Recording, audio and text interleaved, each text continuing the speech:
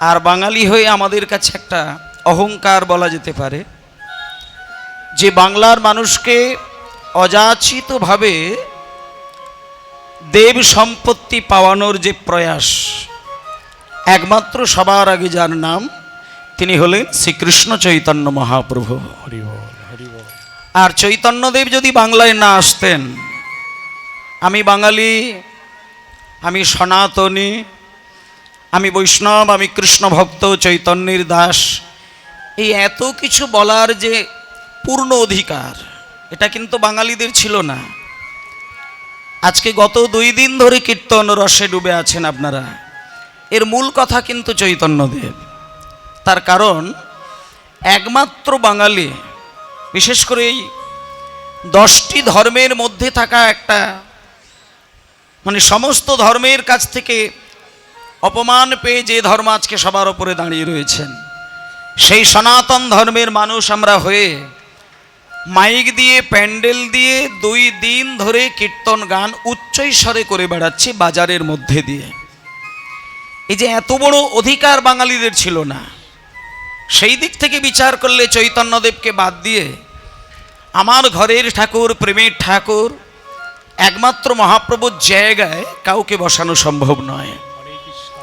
এবং সেই চৈতন্যদেবের হৃদয়ের সম্পদ, একেবারে হৃদয়ের সম্পদ, তিনি সেটা বাঙালিদেরকে দান করার জন্যে একমাত্র একটি কৌশল তৈরি করলেন, সেটা হলো কীর্তন রসের অমৃতের ভাণ্ডার। আর সেই ভাণ্ডার থেকে কণা কণা ভাণ্ডার ছিটিয়ে দিয়েছেন আপনাদের মাঝখানে। নিতাই গৌর হরিবোল, গৌর হরিবোল, হরিবোল, হরিবোল, জয় নিতাই, জয় নিতাই, হরিবোল, নিতাই গৌর প্রেমানন্দে, হরিবোল, হরিবোল, হরিবোল, হরিবোল।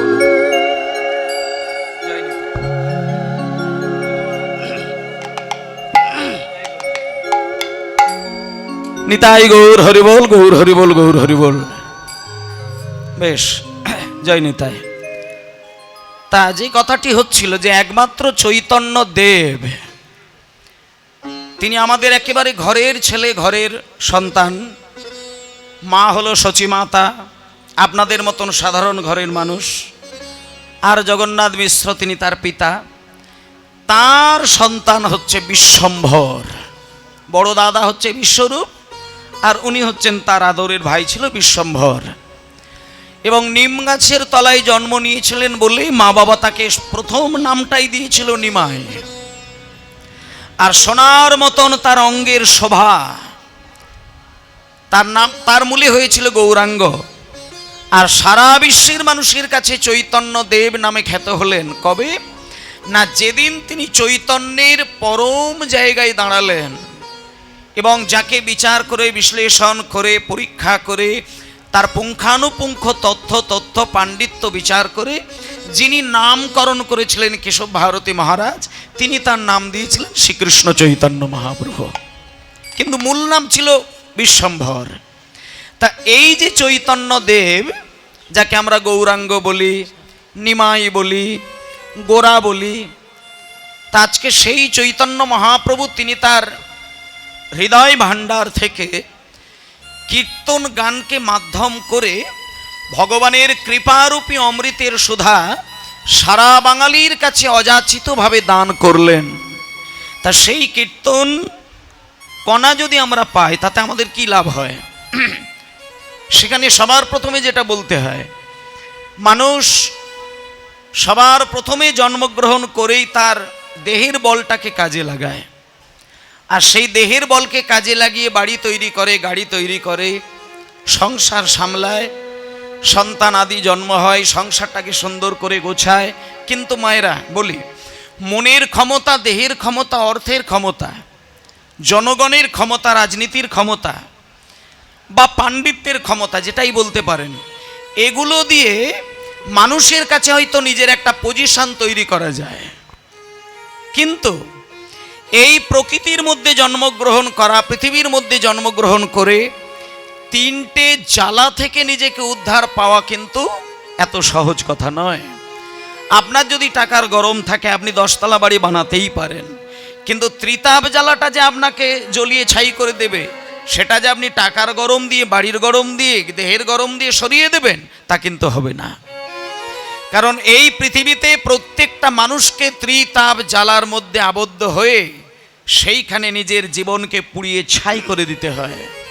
তাহলে সেই ত্রিতাপ জ্বালা থেকে মুক্তি পাবার একমাত্র পথ, সেই পথটা কি? এইগুলো যদি না জানা যায় কীর্তন শুনে কোনো লাভ হয় না। কারণ একটা মানুষ কীর্তন কেন শুনবে সেটা একটা বড় কথা। কীর্তন কেন শুনবো? কীর্তন গান যদি না শোনে তাতে কি আমার খাবার কম পড়বে? না আমার বাড়ি তৈরি হবে না, গাড়ি তৈরি হবে না, আমার ছেলে মানুষ হবে না, ডাক্তার মাস্টার হবে না কি? দেখুন একটা কথা বলি, সংসারী মানুষের জীবনের গতি আর সন্ন্যাসী মানুষের জীবনের গতি এক কিন্তু নয়।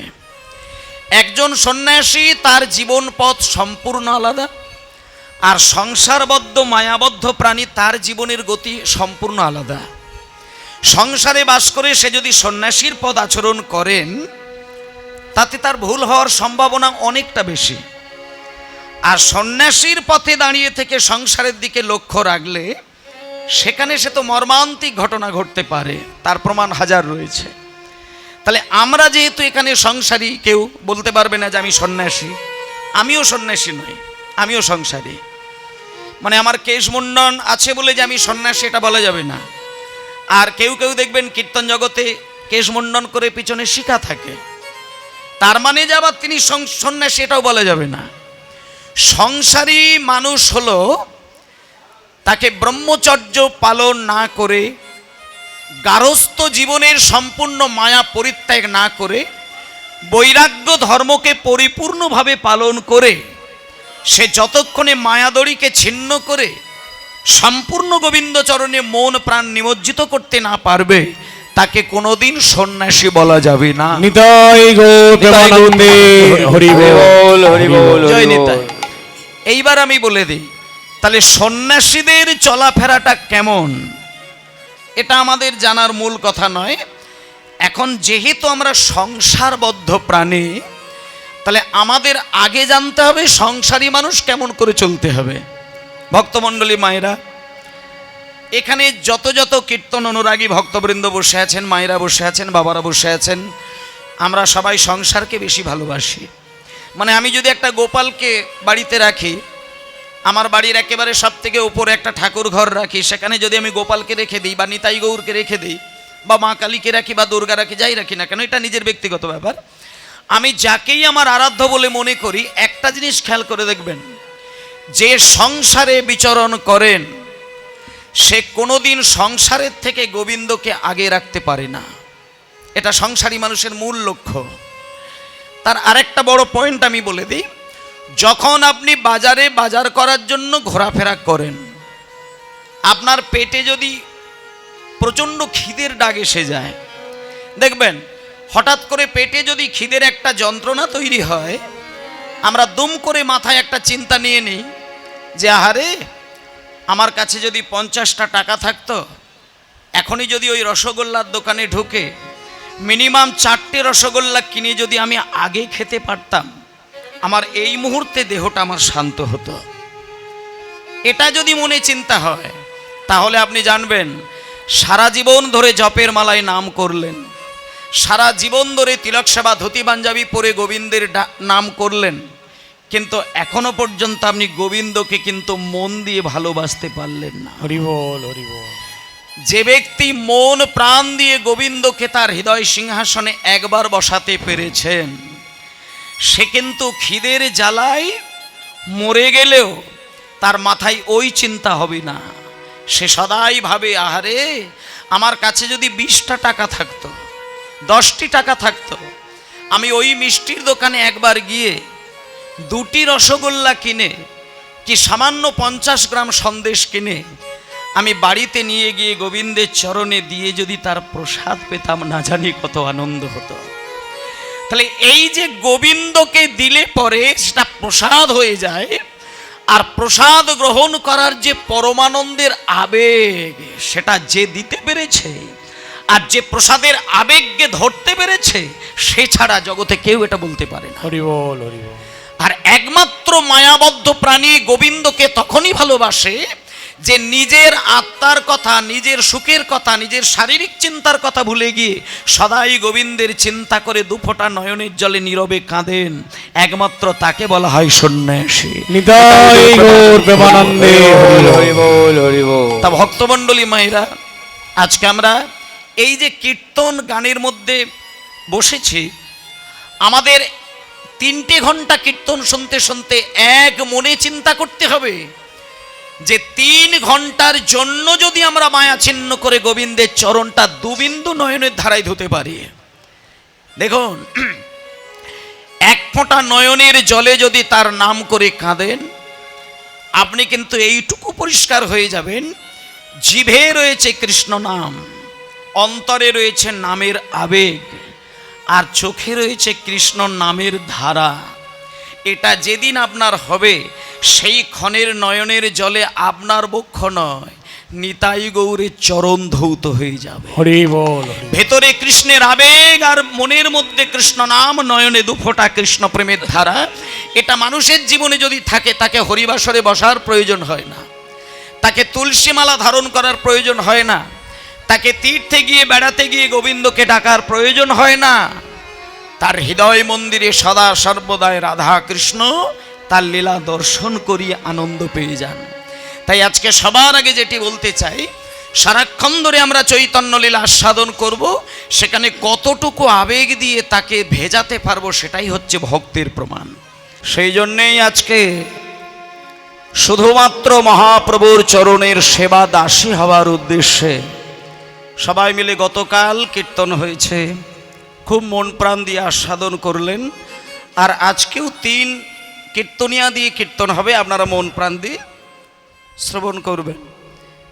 তা এই যে যেটা দিয়ে কীর্তন আমি শুরু করলাম, ত্রিতাপ জ্বালা, কীর্তন জগতে এই কথাটা কিন্তু ব্যাপকভাবে মানুষের কানে ধাক্কা দেয়, ত্রিতাপ জ্বালা, ত্রিতাপ জ্বালা, ত্রিতাপ জ্বালা, ত্রিতাপ জ্বালা। কিন্তু এর মানে যথাযোগ্য বিশ্লেষণটা অনেকে জানা নেই। ত্রিতাপ জ্বালাটা কি, বা কোন মানুষ ত্রিতাপ জ্বালায় ডুবছেন, আপনি প্রমাণ পাবেন কি করে? শোনেন, ত্রিতাপ জ্বালা থেকে সরে আসাটা একেবারে ছেলে মানুষই কথা নয়। 3টে জ্বালার মধ্যে প্রত্যেকটা মানুষ কম বেশি কিন্তু ডুবে আছেই আছে। ত্রিতাপ জ্বালা কোথা থেকে আসে? আমি এই যে দেহটা পেলাম, রক্ত মাংস হাড়ের যে একটা পিণ্ড, যেখানে 5টা জিনিসের বাইরে কোনো জিনিস নেই। এই দেহের মধ্যে 5টি জিনিস আছে, 5টা, এর বাইরে কোনো জিনিস নেই, যেটা আপনি চোখ দিয়ে বাইরেও দেখতে পান। পৃথিবী তৈরি হয়েছে যে 5টি মূল উপাদানে, আর আমাদের এই রক্ত মাংস দেহের যে একটা শরীর, এটাও কিন্তু 5টা উপাদানে তৈরি। যেমন মাটি, জল, আগুন, আকাশ, বাতাস। তার মধ্যে আকাশ হচ্ছে এমন একটি শক্তির সূত্র, যে কিনা 4টি উপাদানকে সুন্দরভাবে আবর্ত করে ধরে রেখেছে, যেখানে আমাদের এই প্রাণ শক্তিটা অনায়াসেই কিন্তু পৃথিবীতে বিচরণ করছে, সক্রিয়ভাবে কাজ করে যায়। এইবার মাটি, জল, আগুন, আকাশ, বাতাস, আপনি প্রমাণ পাবেন কি করে? মনে করুন আপনার প্রাণটা যখন দেহ থেকে বেরিয়ে যায়, আপনি প্রাণ বেরিয়ে গেলে আমাদের প্রথা অনুসারে আমরা পুড়িয়ে দিই, কিংবা আমরা মানে মাটির ভেতরে যারা কবর দেওয়ার রীতি আছে তারা কবর দেয়। এবার আপনি যদি মাটিতে না পুঁতে দেন, কিংবা আপনি যদি পুড়িয়ে না দেন, কিংবা যদি আপনি জলে ভাসিয়ে না দেন, দেহটাকে যদি আপনি আপনার ঘরের সামনেই রেখে দেন মাটির ওপরে, আপনি প্রথমত দেখতে পাবেন দেহের ভেতরে যে জল রয়েছে, 2/3 জল আমাদের শরীরে থাকে। এই জলটা প্রথম কিন্তু জলের মধ্যে মিশে যাবে। এই পৃথিবীতে থাকা যে জল, আপনার জল, সেই জলের মধ্যে মিশে যাবে, এটা প্রথম কথা। আর দ্বিতীয় কথা হচ্ছে, দেহের মধ্যে থাকা যে আগুন, যা কিনা সূর্যের কাছ থেকে পৃথিবী ধারণ করে রাখে, সেই আগুন কিন্তু আপনার শরীরও কিন্তু ধারণ করে রেখেছে। কিন্তু যেদিন মরবেন, আপনার দেহের ভেতরে থাকা যে জ্বালা, যে আগুন, সেই আগুনটা কিন্তু প্রকৃতির আগুনের সঙ্গে মিশে যাবে। 3 নম্বরে হচ্ছে বাতাস। আপনার শরীরের মধ্যে যে সূক্ষ্ম সূক্ষ্ম বাতাস, সেই বাতাস প্রকৃতির বাতাসে মিশে যাবে। তারপরে দেহের মধ্যে যেটা মাটি থাকে, সেটা মাটির সঙ্গে হালকা করে মিশে যাবে। আর দেহের মধ্যে যে শূন্যতা, সেইটা আকাশের শূন্যতার সঙ্গে বিলীন হয়ে যাবে। একদিন হঠাৎ এসে দেখবেন আপনার দেহটা নিশ্চিহ্ন। নিতাই গৌতমানন্দে হরি বল হরি বল। তাহলে যে দেহকে অদৃশ্য করতে গেলে মানুষকে পুড়াতে হয়, যে দেহ অদৃশ্য করতে গেলে মাটির ভেতরে পুঁতে দিতে হয়, সেই দেহ যদি আপনি এমনিতেই রেখে দেন, প্রকৃতির নিয়মে সেই দেহ বিলীন হয়ে যায়। তার কারণ একমাত্র পঞ্চভূতে দেহ তৈরি, পঞ্চভূতেই বিলীন হয়, সেখানে আপনার কোনো সহযোগিতার প্রয়োজন হবে না। তাই জন্য মায়েরা বলে দিই, এই যে রক্ত মাংস দেহ তৈরি পেয়েছি আমরা, তার মধ্যে যে আমাদের প্রাণ, আমাদের কাছে তাহলে সূক্ষ্ম দেহ আর স্থূল দেহ, এই দুটো দেহকে নিয়ে কিন্তু আমরা এত অহংকার করে বেড়াই। সূক্ষ্ম দেহটা হচ্ছে আমাদের ভেতরে থাকা আত্মা, আর স্থূল দেহটা হচ্ছে আমাদের রক্ত মাংসে গড়া দেহ। আর আমাদেরকে যন্ত্রণা পেতে হয় দুটোতেই। এক হচ্ছে স্থূল দেহের যন্ত্রণা আমাদের পেতে হয় জরাজীর্ণ ব্যাধিতে, আর 2 নম্বর সূক্ষ্ম দেহ আত্মার মধ্যে যন্ত্রণা পেতে হয়, যেটা মানসিক যন্ত্রণার মধ্যে। আপনি রাজা হয়েছেন, জমিদার হয়েছেন, বাড়ি গাড়ি তৈরি করেছেন, ভালোই রোজগার করেন, শাস্ত্রজ্ঞানে পণ্ডিত, কিন্তু আপনার মনের যন্ত্রণা আর দেহের যন্ত্রণাতে কিন্তু আপনি কোনোদিন সারাতে পারেন নাই। তাহলে এটাও কিন্তু এক ধরনের জ্বালা, যেটাকে বলছে আধি আধ্যাত্মিক জ্বালা। মানে মনে করুন আপনি চারিদিক থেকে নিজেকে শান্তি পাবার চেষ্টা করছেন, কিন্তু মানসিক জ্বালা যে আপনাকে কেন যন্ত্রণা দিচ্ছে আপনি কোনোভাবে তার বিচার করে উঠতে পারলেন না। আপনি হাজার ডাক্তারের পরামর্শ নিচ্ছেন, কিন্তু দেহের একটা ব্যাধি সারে তো 2টো ব্যাধি আপনাকে যন্ত্রণা দেয়।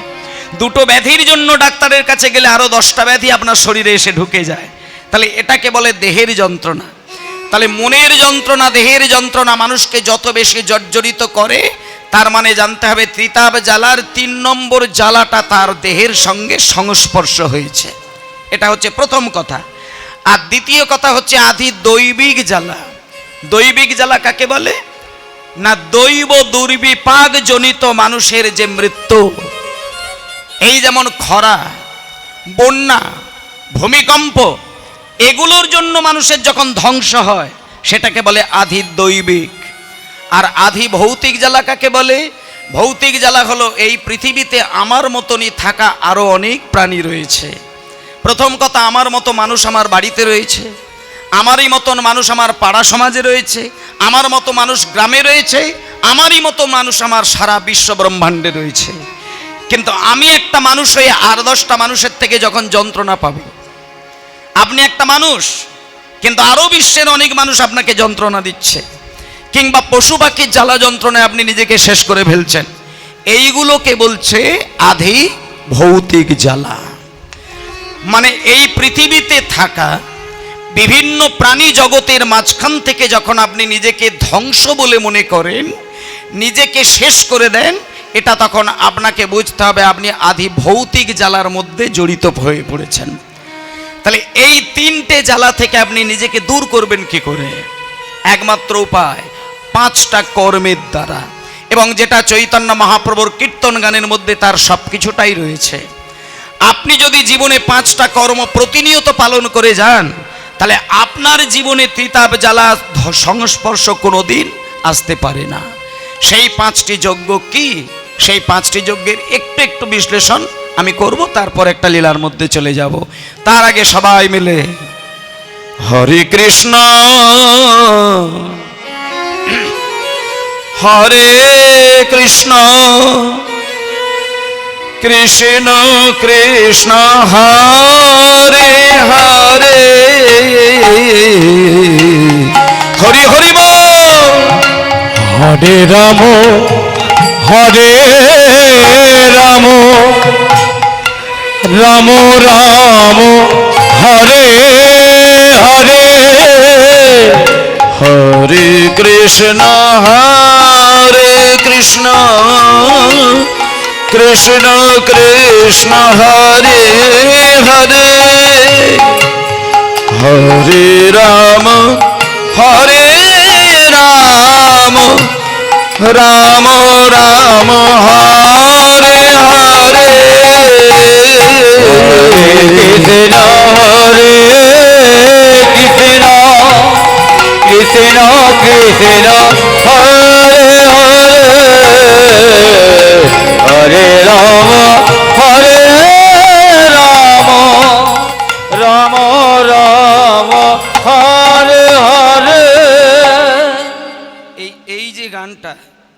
গানটা কিন্তু একটু সকলে মিলে গাইব, কারণ মানুষের কাছে এই মন্ত্রের ওপরে কোনো মন্ত্র আছে বলে আমি মনে করি না। এই মন্ত্রটা এমন একটি মন্ত্র, এই নাম যদি সদা সর্বদাই চালিয়ে রেখে যায়, সংসারের বিষয়ের পান করলেও তার প্রাণ কোনোদিন যায় না। আজকে শিব ঠাকুরকে দেখেই তার প্রমাণ। শিব ঠাকুর গলা ভর্তি করে বিষ পান করেছিলেন, কিন্তু বিষের জ্বালার প্রভাব শিবের ওপরে পড়েনি। কেন না, তিনি বিষ পান করার আগে অমৃত পান করে নিয়েছিলেন। যে ব্যক্তি অমৃত পান করে থাকেন, তাকে বিষের সমুদ্রে ডুবিয়ে দিলেও তার বিষের প্রভাব দেহের মধ্যে পড়বে না। আর এখানে বিষ আর অমৃত বলতে কি, সংসার সমুদ্রে থাকা, এই মায়ার সংসারের মধ্যে থাকা, একমাত্র এই নামরূপী অমৃত যদি কেউ আস্বাদনটা করে রাখতে পারেন, আর এই সংসারের মধ্যে কালকূট বিষ পান মানুষের মধ্যে যদি বারবার ছোঁয়া লাগে, তাতে করে জীবন কোনোদিন ব্যতিব্যস্ত হয় না।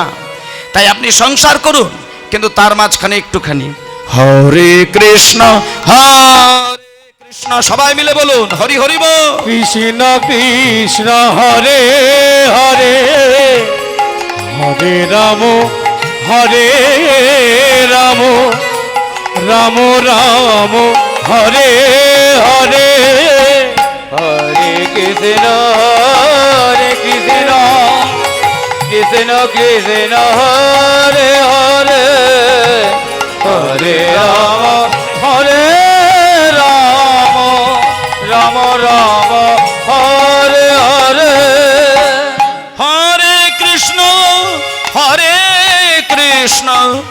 কৃষ্ণ কৃষ্ণ হরে হরে, হরে রাম হরে রাম, রাম রাম হরে হরে, হরে কৃষ্ণ হরে কৃষ্ণ,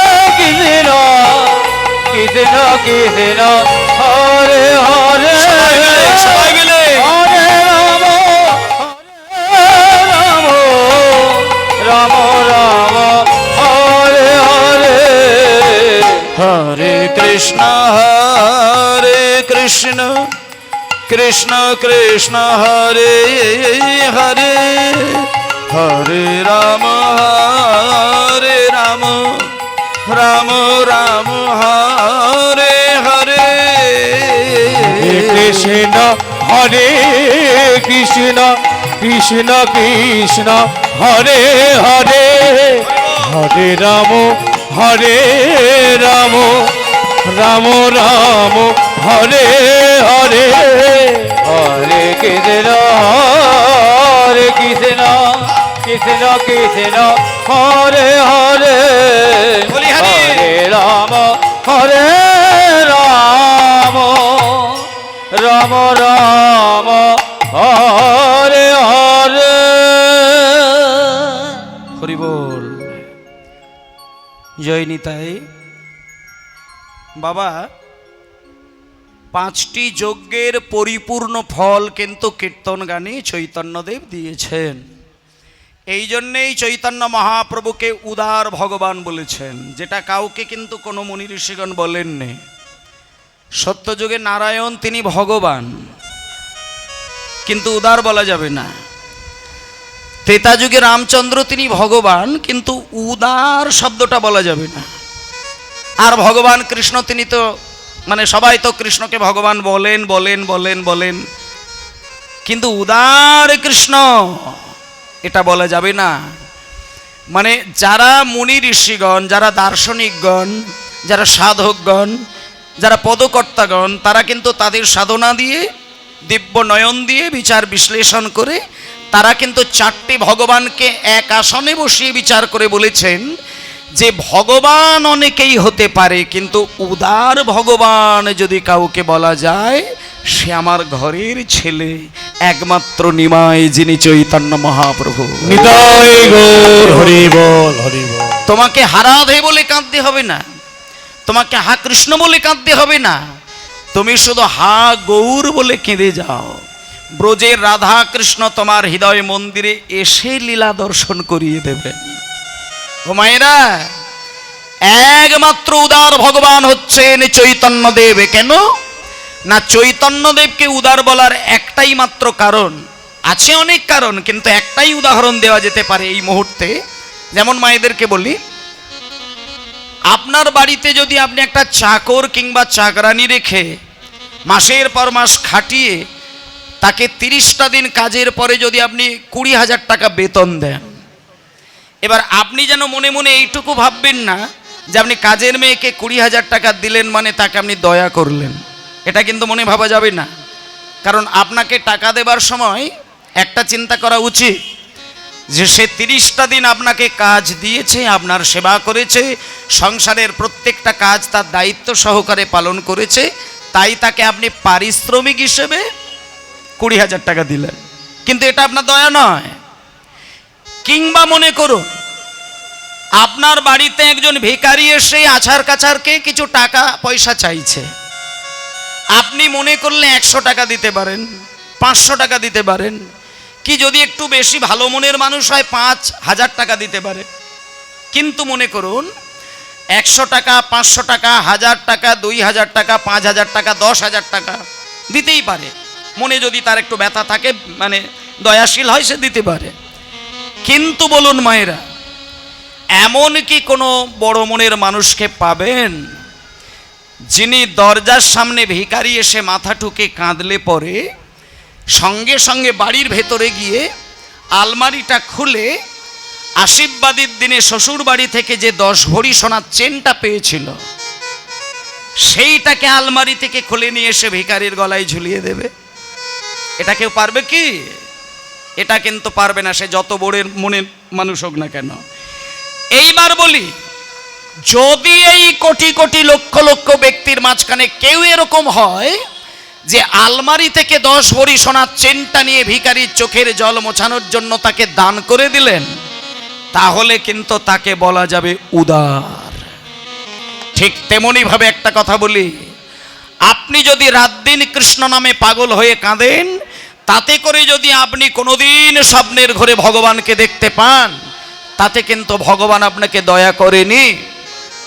হরিদাস ঠাকুর 3 লক্ষ বার 24 ঘন্টার মধ্যে তিনি নাম চালিয়ে যান, তাই জন্য ভগবান তার সঙ্গে দেখা করার জন্য সময় বার করে নিয়ে যায়। তাতে করে কিন্তু ভগবানের সেটা উদারতা নয়। কিন্তু মায়েদের একটু বিচার করে দেখুন, হরিদাস 3 লক্ষ বার নাম করেছে, তাকে ভগবান দেখা দিয়েছেন, কিন্তু জগাই মাধাই ভগবানের জন্য কি করেছেন, ঈশ্বরের জন্য কি করেছেন, মানুষের সেবার জন্য তিনি কি করেছেন? জগাই মাধাইয়ের চরিত্র সম্পর্কে সামান্য একটি কথা বললে মানুষের বুকে ব্যথা লাগবে। জগাই আর মাধাই 2 ভাই যখন একসঙ্গে বসে মদ্যপান করতেন, তারা 80 হাঁড়ি করে প্রত্যেকটা দিন মদ খেতেন এবং গোমাংস রান্না করে মদের সঙ্গে তারা খেতেন।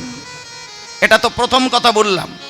আর একটা কথা বলে দিই, এই জগাই মাধাই গোমাংস রান্না করে 80 হাঁড়ি করে মদ খেয়ে যখন মদের নেশাটা যখন তুঙ্গে উঠে যায়, তাদের কাজটা আমি বলে দিই। মদ্যপান করে মধ্যরাত্রিতে 2 ভাই যখন নবদ্বীপের পথে পথে ঘুরতে বেড়ায়, নবদ্বীপের রাস্তার ধারে যাদের কাঁচা বাড়ি, খড়ের তৈরি বাঁশের তৈরি জানালা, খড়ের চাল, তালপাতা দিয়ে ঘেরা দেওয়াল, এইরকম যদি কোনো মানুষকে বাড়ি দেখতে পায়, জগাই মাদাই মধ্যরাত্রিতে আগুন ধরিয়ে দিয়ে তাদেরকে পুড়িয়ে ছাই করে দেয়। এবং ওই বাঁশের জানালা খড়ের চালে আগুন দেবার পরে ভেতর থেকে মানুষগুলো যখন মৃত্যুর যন্ত্রণা সহ্য করতে না পেরে কাঁদে, তখন বাইরে থেকে জগাই মাদাইয়ের হাসি ধরানো যায় না। তাহলে এইবার বলুন, এহেন জগাই মাধাই যে কিনা নবদ্বীপের মানুষকে জ্বালিয়েছেন, গোমাংস রান্না করে খেয়েছেন, 80 হাঁড়ি করে মদ্যপান করেন, তাহলে এই জগাই মাধাইকে কেউ যদি নাম দিতে যায়, তাকে আপনি কি বলবেন? শুনুন, 80 হাঁড়ি করে মদ যারা খায় তাদের জিভ থেকে মদের স্বাদকে মুছিয়ে দিয়েছিলেন। 80 হাঁড়ি করে মদ যে হাত ধরে তারা মুখে তোলে, হাতে মদের বোতল ধরানো ছাড়িয়ে দিয়েছিলেন। যে হাতে দেশলাই দিয়ে, যে হাতে আগুন দিয়ে ঘর বাড়ি পুড়িয়ে দেয়, সেই হাতে জপের মালা ধরিয়ে দিয়েছিলেন। গলায় তুলসী মালা, দাদু সঙ্গে তিলক সেবা করে বৈষ্ণব সাজিয়ে দিয়েছিলেন কে? একমাত্র আমার শ্রীকৃষ্ণ চৈতন্য মহাপ্রভু। নিতাই গৌর হরি বল হরি বল। তাহলে যে জগায় মাধায় জীবনে কোনো দিন ভগবানের জন্য এতটুকু ভালো কোনো কাজ করলো না, সেই জগাই মাধাইকে প্রেম দিতে গেলেন আমার মহাপ্রভু, আমার নিত্যানন্দ। তাহলে বলুন, আজকে সেই নিত্যানন্দ, সেই মহাপ্রভুকে বাদ দেখে আপনি কাকে ভগবান বলবেন?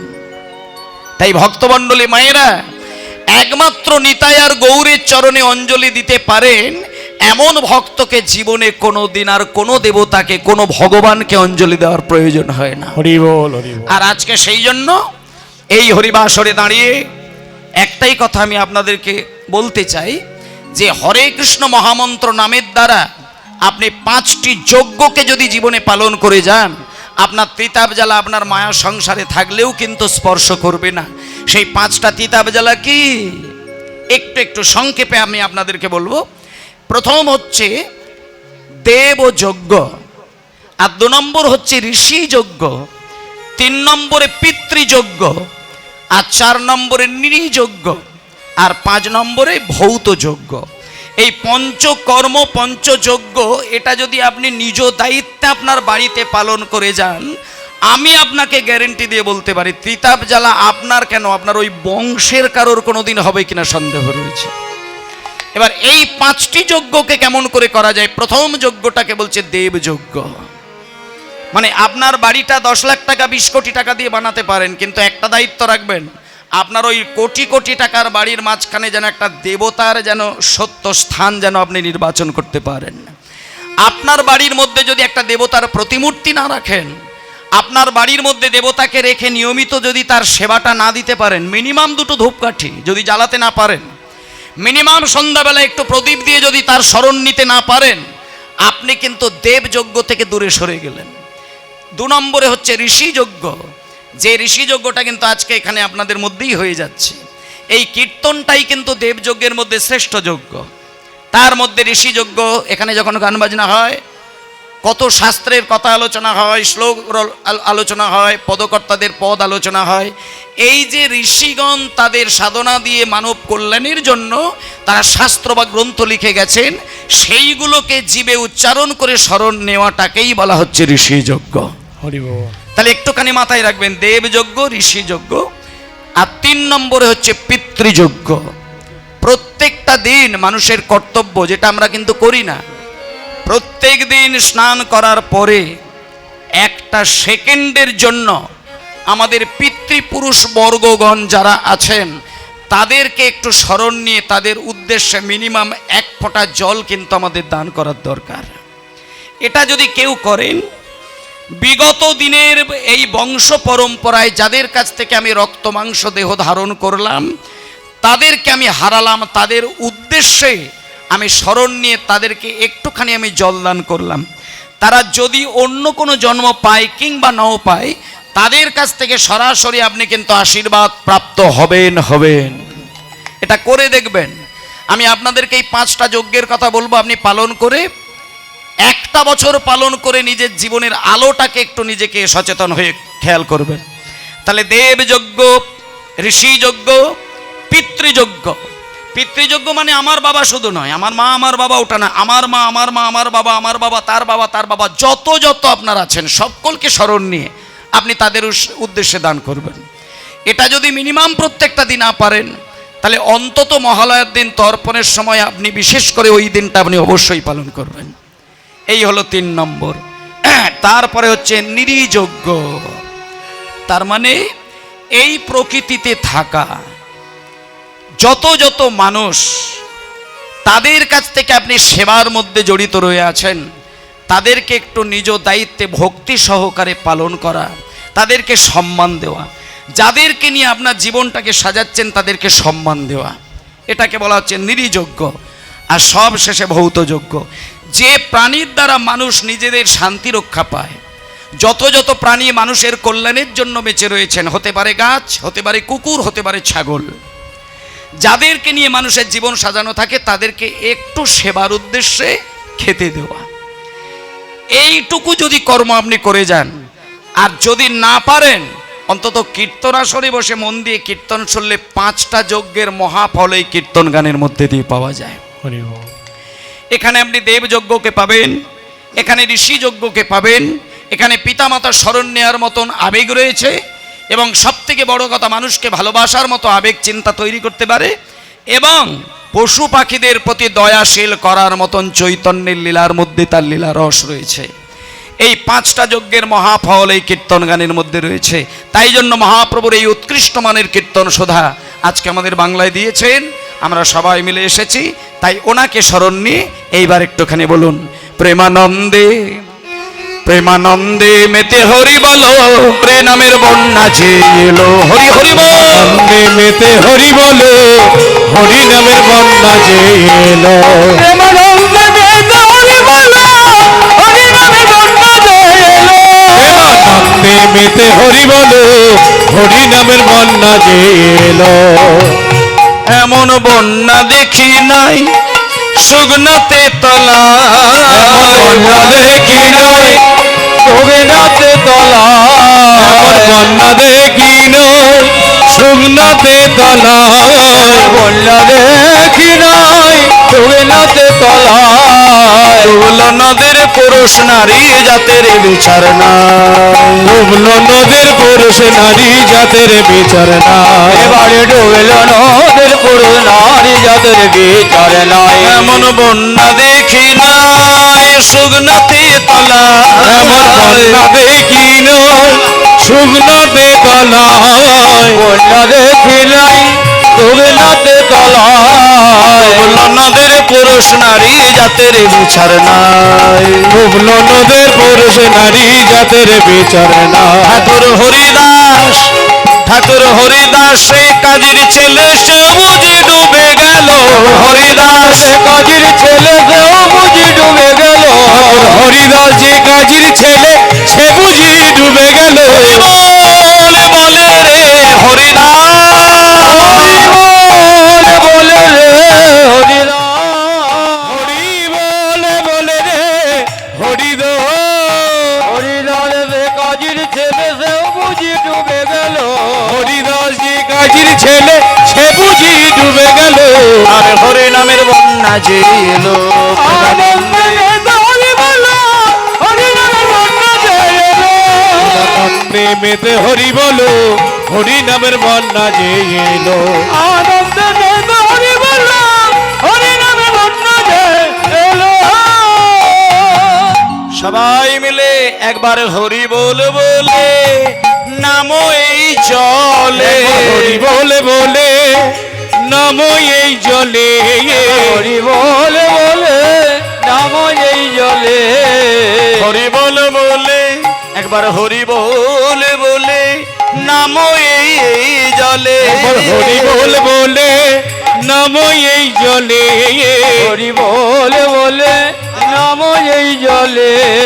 ডুবে যে জন পাবে রতন সন্তোষ তাই বলে, ডুবে যে জন পাবে রতন সপ্ত তাই বলে। আবার ডুবে যে জন পাবে রতন সন্তোষ তাই বলে, ডুবে যে জনে পাবে রতন সপ্ত তাই বলে। আবার ডোবার মতন, আবার ডোবার মতন, ডোবার মতন যে ডুবেছে সেই ডুবে রতন পেল, ডোবার মতো আমার ডোবার মতন যে ডুবেছে সে ডুবি রতন পেল। ডোবার মতন যে ডুবেছে সেই ডুবে রতন পেল। আর হরি নামের বন্যা যে এলো, আনন্দে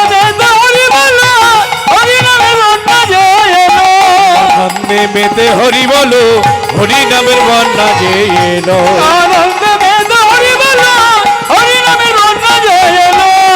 আনন্দে মেতে হরি বলো, হরি নামে বন্যা যে এলো। শ্রী গুরু নিতাই গৌরে প্রেমানন্দে হরি হরি বল, হরি বল, হরি বল, জয় নিতাই। আমরা মানে কীর্তন গানের তো হাজারো ফল, আর মানুষের সব থেকে বড় সম্পদ হচ্ছে একটা শান্তির। যে শান্তিটা মানুষ কীর্তন গানের মধ্যে, তার নামের মধ্যে, তার প্রেমের মধ্যে, ভালোবাসার মধ্যেই পাওয়া যায়। তাকে বাদ দিয়ে জীবনকে কোনোদিন সাজানো যায় না, তারই প্রমাণ চৈতন্যদেব দেখিয়ে দিয়েছিলেন। তুমি সংসারকে ভালোবাসো, সংসারকে ফেলে দিয়ে কৃষ্ণ নাম করতে, এটা কিন্তু মহাপ্রভু বলেননি। যে ব্যক্তি সংসারের চাপে পড়ে ভগবানকে ডাকেন বা সংসারের চাপে পড়ে গৃহত্যাগী হয়ে সন্ন্যাসী হন, সেই সন্ন্যাসী জীবনে ভগবান তাকে কোনোদিন কৃপা করেন না। সংসারের ত্রুটি মানুষ বহন করে নিয়ে কোনোদিন নিজ দায়িত্বে আবেগ দিয়ে ভগবানকে ডাকতে পারেন না। আগে তাকে নিজে চরিত্রবান হতে হয়, কর্তব্য পরায়ণ হতে হয় এবং ধর্মপরায়ণ হতে হয়। এই তিনটে গুণ যদি একটা সংসারের কর্তার মধ্যে দেখা যায়, সংসারে কিন্তু সবসময় আলো জ্বলবে, সেই আলো কোনোদিন নিভবে না। সংসার আলোয় ঝলমল করে বাড়ির মালিক, যিনি সংসারের মূল দড়িটাকে ধরে আছেন, সেই বাড়ির মালিকের তিনটে গুণ থাকার প্রয়োজন। এক হচ্ছে চরিত্রবান, আর 2 নম্বর হচ্ছে কর্তব্য পরায়ণ, আর 3 নম্বর হচ্ছে ধর্মপরায়ণ। মানে নিজের চরিত্র পবিত্র থাকতে হবে। যেহেতু তুমি সংসারের দড়িটাকে ধরেছ, তুমি যেহেতু সংসারের হাল ধরেছ, অগ্নিসাক্ষী করে স্ত্রী তৈরি করেছ, সেইখানে তোমার নিজ দায়িত্বে সন্তানাদির জন্ম হয়েছে, তোমার মা বাবা হয়ে তোমার দায়িত্ব থাকবে সন্তানকে আলো দেখানোর। তা মায়েরা, তাহলে চরিত্র ঠিক থাকবে, কর্তব্য পরায়ণ হতে হবে। কর্তব্যের মধ্যে যদি গলদ থাকে, সংসার তোমাকে যন্ত্রণা দেবে, আর সেই যন্ত্রণার মাঝখানে দাঁড়িয়ে থেকে যখনই তুমি জপের মালায় নাম করবে, সেই নামে কিন্তু তোমার মন কোনোদিন স্থির হবে না। এটা আমি 100% গ্যারেন্টি দিয়ে বলতে পারি। যে ব্যক্তি সংসারে ঠিক নেই, সে কোনোদিন ভগবানের চরণ সেবায় কোনোদিন ঠিক থাকতে পারে না। আর যার সংসার স্থির, তার গোবিন্দের চরণে মনও থাকে স্থির, আর নামেও থাকে তার প্রেম, আর ভেতরে থাকে তার পবিত্র আবেগ। আর তাকে জোর করে কৃষ্ণ নাম করে কাঁদতে হয় না, সে অনায়াসেই মন্দিরে গিয়ে হাত জোর করে তার নাম নিলেই চোখ থেকে গঙ্গা গড়িয়ে যায়। আর সেইটুকু যদি মানুষের থাকে, তোমাকে যেতে হবে না নবদ্বীপ, যেতে হবে না দক্ষিণ ভারত, যেতে হবে না বৃন্দাবন, ভগবান নিজে এসে তোমার মন্দিরটাকেই বৃন্দাবন তৈরি করে দেবে। তোমার হৃদয় মন্দিরে বৃন্দাবন তৈরি করে তার রাধারানীকে লীলা দর্শন করিয়ে দেবেন। আর 3 নম্বরে বলছে ধর্মপরায়ণ। মানে এখানে কিন্তু আবার ধর্মপরায়ণ মানে কিন্তু ওই হরি হরি বলে কাঁদাটাকে ধর্ম বলে না। মানে তুমি জপের মালায় নাম করছো, তিলক সভা করেছো বলে তুমি ধার্মিক, আর একজন তুলসী মালা নেয় না বলে সে অধার্মিক, তা নয়, তা নয়। জলের মধ্যে লবণ দিলে জল গলে যায়, এটা লবণের ধর্ম। আগুন পুড়িয়ে ছাই করে দেবে, এটা আগুনের ধর্ম। জল ভিজিয়ে দেয়, এটাই জলের ধর্ম। তাই মানুষেরও ধর্ম রয়েছে, সেটা হচ্ছে পবিত্র মানসিকতা, মনুষ্যত্ব। সেই মনুষ্যত্ব যদি না থাকে, মানুষের প্রথম কথা হচ্ছে তার ধার্মিক বলা যাবে না। তুমি হতে পারো তুলসীমালা, কিন্তু তোমার মনুষ্যত্ব না থাকলে তুমি ধার্মিক হতে পারবে না। তুমি বাড়িতে 10 কোটি টাকা দিয়ে মন্দির বানিয়েছো, অথচ তুমি ঢং ঢং করে রাত দিন তার নাম করো, আর পাশের বাড়ির লোকটা কষ্টে দিন কাটাচ্ছে, একটাবার খোঁজই নাও না। কিংবা তুমি একদিন জপের মালায় নাম করছো, পাশ গ্রামের একটা পাড়ায় গিয়ে আগুন ধরে গিয়ে মানুষ মারা যাচ্ছে, সবাই ছুটে যাচ্ছে, পাগল পর্যন্ত ছুটে যাচ্ছে, মাতাল পর্যন্ত ছুটে গিয়ে বাঁচাচ্ছে, তুমি শুধু জপের মালার মধ্যে আছো বলে তুমি যেতে পারলে না। তোমার ওই নাম গোবিন্দ সেবায় কোনোদিন লাগতে পারে না। নিতাই গৌর প্রেমানন্দে, হরি বল হরি বল হরি বল। মানবিকতার সমাদর এটা যদি না থাকে, চৈতন্য তাকে কৃপা করেন না। চৈতন্যদেব তিনি কেন সন্ন্যাসী হলেন? তিনি 2খানা স্ত্রীকে কাঁদিয়েছিলেন। প্রথম স্ত্রীকে কাঁদিয়ে কাঁদিয়ে কাঁদিয়ে তা কাঁদিয়ে এক জায়গায় বসিয়ে তার মৃত্যুবরণ ঘটিয়েছিলেন। সবাই জানে লক্ষ্মীপ্রিয়া দেবী মারা গিয়েছে সাপে কেটে, কিন্তু মায়েরা, লক্ষ্মীপ্রিয়া সাপে কেটেছিল, তবেই আমাদের জাগতিক সাপ নয়। তীব্র স্বামীর বিরহরূপী সর্পদংশনে লক্ষ্মীপ্রিয়ার প্রাণ বেরিয়ে যায়। কেউ যদি কাউকে না মন দিয়ে ভালোবাসে, তার বিরহতে কিন্তু তার মৃত্যু পর্যন্ত হয়। একটা মা, সে তার বুকে জড়িয়ে ধরে সন্তানের জন্য পাগল হয়ে কাঁদে, আর সেই সন্তান যদি চিরতরে মাকে কাঁদিয়ে দিয়ে জগৎ ছেড়ে চলে যায়, সেই মা কিন্তু ওর সন্তানের জন্য কেঁদে কেঁদে মৃত্যু পর্যন্ত বরণ করতে পারেন। যেটা করেছিলেন লক্ষ্মীপ্রিয়া দেবী, স্বামীকে হারালেন, নিমাইকে হারালেন, সেই নিমাইয়ের জন্য কাঁদতে কাঁদতে লক্ষ্মীপ্রিয়া নীরবে মৃত্যুবরণ করেছিলেন। তার দ্বিতীয় স্ত্রী হয়েছিল বিষ্ণুপ্রিয়া দেবী। সেই বিষ্ণুপ্রিয়াকেও কিন্তু আছাড় কাছাড় খেয়ে কাঁদিয়ে চলে গিয়েছিল নিমাই। কেন? শুধু সারা বাংলাতে নয়, সারা পৃথিবীর মাঝখানে আদর্শবান মানুষ তৈরি করার জন্য। এই কীর্তন শোনা মানে ভক্ত তৈরি করা নয়। একটা কথা বলে দিই মা, কীর্তন শ্রবণ করা মানে, আমি বলে দিচ্ছি, কীর্তন শুনছেন মানে আপনাকে তুলসী মালা গলায় নিতে হবে, এটা কিন্তু কোনো জায়গায় লেখা নেই, প্রমাণ নেই। আপনি তুলসী মালা নাও নিতে পারেন, আপনি তিলক সেবা নাও করতে পারেন, আপনি নিরামিষ আহার নাও খেতে পারেন। নিরামিষ আমিষের ভেদাভেদ খুব সূক্ষ্ম, এটা বাইরে থেকে যেটা মনে হয় সেটা নয়।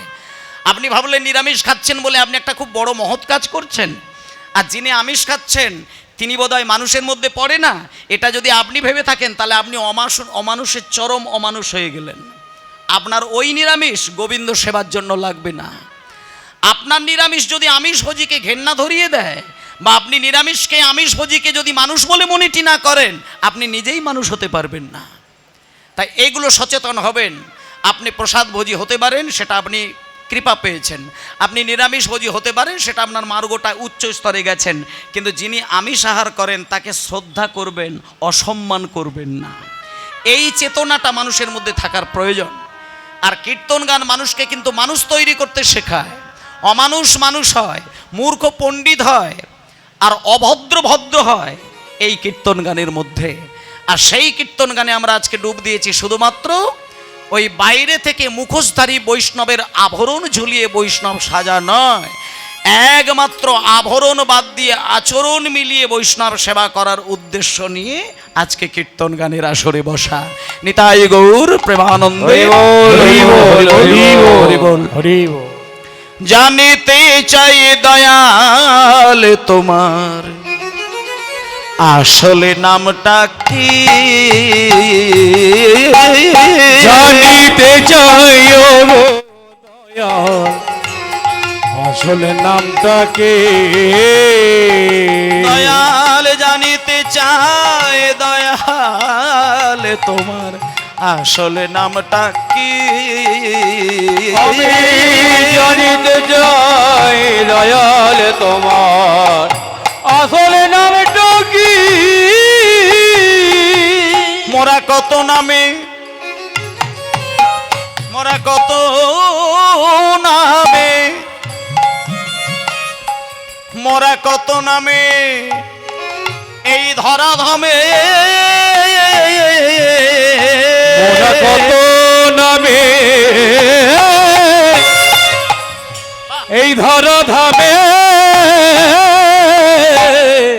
মোরা কত নামে এই ধরাধামে, কত রকমেতে ডাকে জানিতে চাই দয়াল তোমার। হরি হরি হরি হরি আমি জানিতে চাই দয়াল তোমার আসলে নামটা কি। গো দয়াল গো মাইরা। তাই জন্য সবসময় একটা কথা কিন্তু ভাবনা চিন্তাটা রাখার দরকার, আমরা প্রত্যেকেই মানুষ, আর মানুষের মধ্যে মানুষে মানুষে সমাদর বোধ থাকতে হবে। চৈতন্যদেব সবাইকে কোল বাড়িয়ে দিয়েছিল, কে পণ্ডিত কে মূর্খ ওনার বিচারে কিন্তু ছিল না, কে ব্রাহ্মণ আর কে চণ্ডাল উনি কোনোদিন সেই দৃষ্টিতে কাউকে দেখেননি। যাকেই সামনে পেয়েছে বাহু দুটো বাড়িয়ে কোলে বসিয়ে দিয়েছিলেন একমাত্র চৈতন্যদেব। তাই চৈতন্য মহাপ্রভু বাঙালিদেরকে শেখায় কেমন করে ভালোবাসা দিয়ে কোল দেওয়া। তা আর আমরা সেই চৈতন্যের আদর্শে সবাই মিলে আমরা ব্রতী হয়েছি। তাই আমাদের মধ্যে এইটুকু থাকা চলবে না যে কীর্তন শুনতে গিয়ে আমরা ভেদাভেদ তৈরি করব। এখানে উঁচু জাত নিচু জাত, মূর্খ পণ্ডিত ধনী দরিদ্র কিচ্ছু হবে না। শুধু আমরা সবাই মিলে চাইবো আমরা গোবিন্দের দাস। হরি বল, তাই ভক্তমণ্ডলী মা নিতাই গৌর হরি বল, হরি বল। আজকে আপনারা এখানে আমি বেশিরভাগ মায়েদেরকে দেখতে পাচ্ছি। আর দেখুন, আপনারা কিন্তু সাধারণ বাড়ির সাধারণ ঘরের মা, আর আপনাদের একটা কালচার কিন্তু আছে, এটা আমি জানি, সেটা হচ্ছে সকালবেলায় কিছু করেন বা নাই করেন, সন্ধ্যা হলে কিন্তু তুলসী তলায় প্রদীপ দেওয়াটা কিন্তু প্রত্যেকটা বাড়িতেই হয়, প্রত্যেকটা বাড়িতে হয়। এবার কেউ যদি সনাতন ধর্ম ছেড়ে দিয়ে খ্রিস্টীয় ধর্ম পালন করেন, তার বাড়িতে সন্ধ্যা দেখানো আর চলে না। তার বাড়িতে সন্ধ্যা দেবে না, তার বাড়িতে প্রসাদ পাবে না, তার বাড়িতে হরিধ্বনি হবে না, তার বাড়িতে শঙ্খ বাজবে না। দরকার হলে যদি সে বাড়িটা ব্রাহ্মণ বাড়ি হয়, পৈতেটাকে ছিঁড়ে ফেলে দেবে। আমার নিজ প্রমাণে রয়েছে, একটা ব্রাহ্মণ ফ্যামিলি খ্রিস্টান হয়ে গিয়ে পৈতে ছিঁড়ে ফেলে দিয়েছে, এবং তার নিয়ম আছে, সে কোনোদিন কীর্তন আসরে বসতে পারবে না, প্রসাদ কোনোদিন গ্রহণ করা যাবে না। এগুলো দেখবেন, যারা খ্রিস্টান হয়ে গেছে তাদের কাছ থেকে জেনে নেবেন, তারা প্রসাদ পাবে না, নাম শুনবে না, সনাতন ধর্মের উৎসবে পর্যন্ত তারা অ্যাটেন্ড করা যাবে না, এটা বিধান রয়েছে তাদের ধর্মে। তা যাই হোক, আমি ওই দিকটা যেতে চাইছি না। তবে একটা জিনিস আমি বলতে চাই, যে নিজের জন্ম দেওয়া বাবাকে সম্মান না করে, বউয়ের বাবা মানে আমার বাবা, বউয়ের মা মানে আমার মা, কিন্তু এই চৈতন্যটা থাকার দরকার যে ওনারা আমার সম্পর্কে মা বাবা, ওনারা কিন্তু আমার জন্ম দেওয়া মা বাবার আসন কিন্তু কোনোদিন পেতে পারেন না। নিতাই গৌর হরি বল। এই চেতনাটা মানুষের থাকার প্রয়োজন। প্রত্যেকটা ধর্মের মানুষ তাদের ধর্ম মহান, কিন্তু আমার বাবাকে ছেড়ে দিয়ে অন্য বাবাকে আমার বাবা বলবো, আর নিজের বাবাকে বসতে দেওয়ার জন্য চেয়ারটাকে লুকিয়ে রাখবো, এ তো অকৃতজ্ঞ বেঈমান ছাড়া আর কিছু বলতে পারা যায় বলে আমার মনে হয় না। তাহলে এইরকম মানুষ যদি অন্য ধর্মে যায়, ধর্ম কৃপা করবে? আমি বলে দিচ্ছি, কৃপা করবে না। হয়তো দুটো দিনের জন্য মনে হচ্ছে তার মারাত্মক একটা ব্যাধির যন্ত্রণা মনে হয় ভালো হয়েছে, এই তো 1000টা ব্যাধি তাকে যন্ত্রণা দেবে, এটুকু গ্যারেন্টি দিয়ে দিলাম। ধর্ম অবমাননা করে কেউ কোনোদিন শান্তি পেতে পারে না, পারে না, পারে না। ধর্ম হচ্ছে তার পিতা, সে পিতার চরণ সেবা না করে অন্যের পিতাকে স্মরণ নেওয়া যায় না। প্রত্যেকের কাছে প্রত্যেকের ধর্ম হচ্ছে তার স্রষ্টা, তাকে বাদ দিয়ে অন্য ধর্মকে পিতা মনে করা চলে না। তা যাই হোক, আজকে আমরা আমাদের কাছে আমাদের ধর্মের মহান চৈতন্য মহাপ্রভু আর নিত্যানন্দ, এই হচ্ছে আমাদের দুজনের শ্রেষ্ঠ ভগবানের আসন। আর আজকে প্রত্যেকটা দিন প্রত্যেকটা বাড়িতে মায়েরা শঙ্খধ্বনি উলুধ্বনি সন্ধ্যাবেলায় করেন। তবে আজকে আপনাদের এইখানে আমি একজন বৈষ্ণবের ঘটনা আমি শোনাবো। যে বৈষ্ণবের ঘটনাটি শোনাবো তিনি কিন্তু মা আপনাদের মতন কিন্তু নন, আপনারা অনেক ভালো, অনেক বেশি দয়াবান, দয়াশীল, আর আপনারা অনেক বেশি ভগবানকে ডাকার জন্য নিজেকে পাগল হয়ে কাঁদেন। কিন্তু আজকে আমি যে ঘটনাটি শোনাবো তিনি কিন্তু কোনো দিন ভগবানকে ডাকেননি। সব থেকে বড় কথা হচ্ছে তিনি মানে ওই মানে ধূপকাঠি জ্বালানো আর ওই শঙ্খ বাজানো আর ওই প্রদীপ দেওয়া, ও সব কর্মটর্ম তার ও সব ধারে কাছে যেত না। জীবনে কোনোদিন কিচ্ছু করে, ধর্ম কাকে বলে তাই তার মধ্যে ছিল না। শুধু একটা জিনিস কিন্তু পালন করতেন, দামি দামি অলংকারগুলো খুলে খুলে কেমন করে আলমারিতে রেখে দিয়ে তালা দিতে হয়, কেমন করে দামি শাড়িটাকে খুলে নিয়ে ভাঁজ করে পাটে পাটে রাখতে হয়, কেমন করে তার জমিদারের বাড়িটাকে সাজিয়ে রাখতে হয়, কেমন করে স্বামীকে ভালোবাসতে হয়, স্বামীর সেবা করতে হয়, এইটাতে কিন্তু খুব ভালো জানতেন। কিন্তু জীবনে কোনোদিন ভগবানকে ডাকতেন না। সেই মায়ের ঘটনা আজকে অনেকের মধ্যে ধারণা থাকে, বিশেষ করে আমি অনেক মায়েদের মধ্যে শুনেছি যে বাবা আমি যত যত হরিবাসরে পালা শুনতে যাই, বেশিরভাগ দেখছি সব ছেলেদের ঘটনা বলে, মানে সব পুরুষ বৈষ্ণবের ঘটনা বলেন। আচ্ছা, মেয়েরা কি বৈষ্ণবী হতে পারেননি? আমাদের এই সনাতন ধর্মের মেয়েরা কি সনাতনের হাল ধরতে জানেননি? আমি যত শুনি, যেমন প্রহ্লাদ, সুদামা, শ্যামানন্দ, রঘুনন্দন, হরিদাস, আপনি কত বলবেন, বেশিরভাগ দেখবেন সব পুরুষের ঘটনা আসবে। তাহলে মেয়েরা কি করলেন? আজকে আমরা দেখব যে না, এক চাঁদেই জগৎ আলোয় আলোকিত হয়, এমন একজন মেয়ের ঘটনা, এমন একজন নারীর ঘটনা, এমন একজন মহিলার ঘটনা আজকে এখানে পরিবেশন হবে, যিনি একাই সারা বৈষ্ণব জগতের মানুষকে কাঁদিয়ে দিয়েছিলেন। মানে একজন বৈষ্ণবী মা, যিনি প্রথম জীবনে ভগবান মানতেন না, কিন্তু এমন তার কি ব্যথা আসলো, এমন তার কি পরিবর্তন হলো, এমন তার আবেগ পরিবর্তন হয়ে গেল, যেখানে ভগবান বলে কাঁদলে পরে ভগবান ছেলের মতন রূপ ধরে তার কোলে বসে তার সঙ্গে কথা বলে, মা মা বলে কাঁদে, মায়ের মুখে চুমু দেয়, মা সন্তানকে বুকে জড়িয়ে ধরে আদর দেয়। সে কে? চলুন, নদিয়া জেলার মাঝে কৃষ্ণনগর ধাম,